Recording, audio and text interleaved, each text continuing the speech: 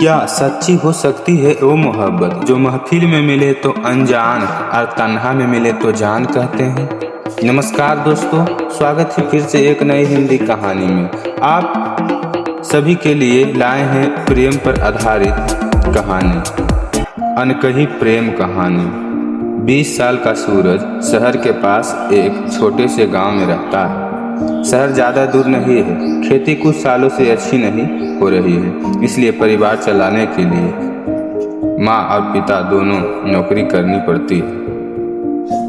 पिता शहर में सिक्योरिटी गार्ड हैं और माँ स्कूल में देख रेख का काम करती है। सूरज और उसकी छोटी बहन घर पर रहते हैं। सूरज की बहन अभी स्कूल जाती है। सूरज ने स्कूल की पढ़ाई जैसे तैसे कर ली।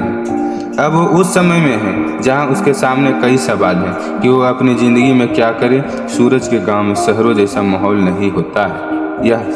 यहाँ हर कोई एक दूसरे के अच्छी तरह से जानता है और पहचानता है। सुबह जल्दी ही उसके माता पिता काम पर निकल जाते हैं। सूरज के घर के पीछे एक बरामदा है, जैसे कि गांव में घर होते हैं। थोड़े खुले हुए सूरज अक्सर गर्मियों में छत पर सोया करता है।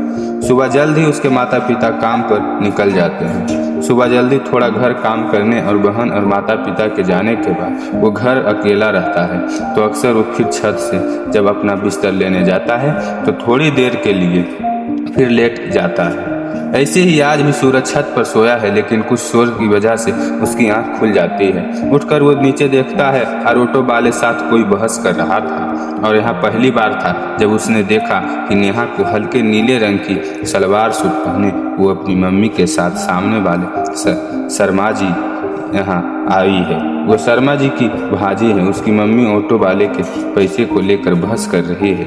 सुबह गर्मियों का सूरज है, तेज नेहा बैग लिए खड़ी है। उसकी आंखों पर सूरज की रोशनी आ रही है। यह देखकर सूरज असली सूरज और नेहा के बीच में आ जाता है।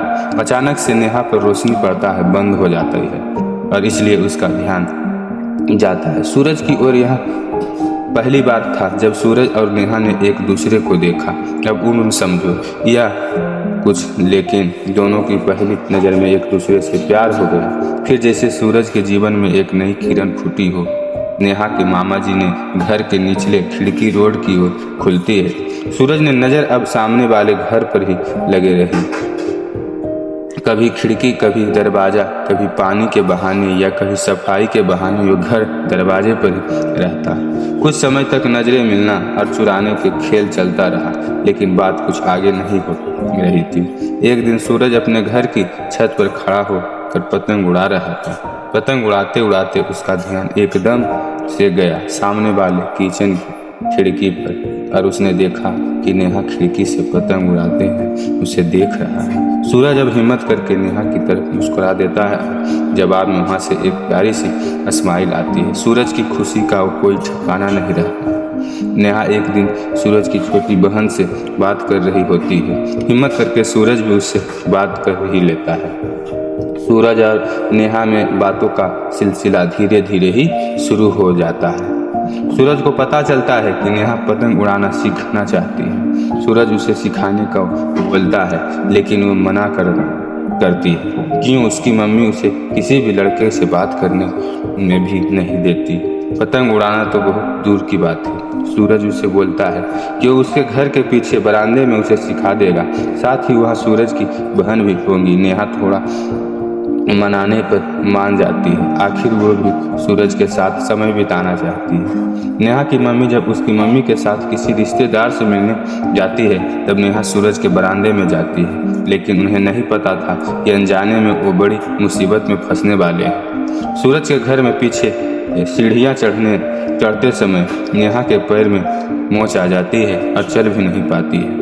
नेहा वही बैठ जाती है। उसकी आंखों में आंसू निकलने लगते हैं। सूरज इसे दर्द वहाँ बैठा देखकर कमरे में बिस्तर पर चलने के लिए कहता है। नेहा चल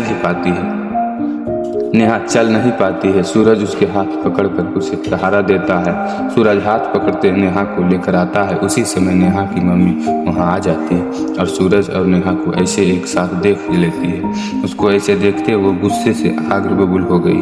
उन्होंने जोर से चिल्लाकर कहा, नेहा फिर कुछ छूने समय बाद नेहा को पैर दिखाई दिया। उन्होंने सूरज के हाथ को हटाकर नेहा को पकड़ा और उसे ले गई। सूरज की रात भर नींद नहीं आती है।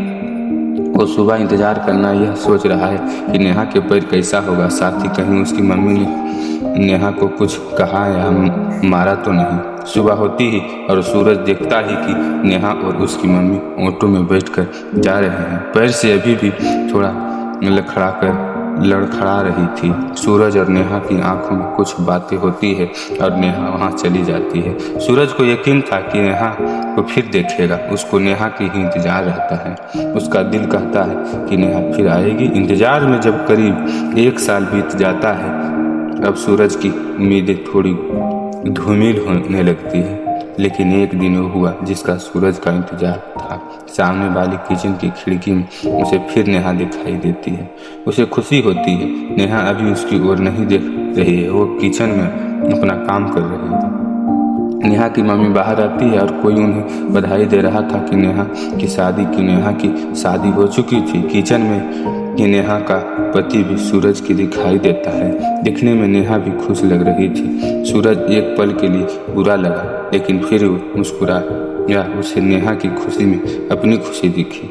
अचानक से नेहा की नज़र सूरज पर पड़ी और फिर दोनों ने एक दूसरे को स्माइल करते हैं। आपको यह कहानी कैसी लगी हमें कमेंट में ज़रूर बताएं।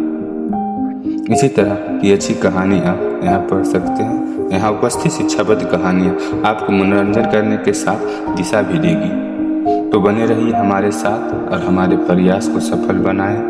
कहानी को शेयर कर दें। आज की कहानी यहीं तक रहने देते हैं। कल मिलते हैं एक मोटिवेशन कहानी के साथ।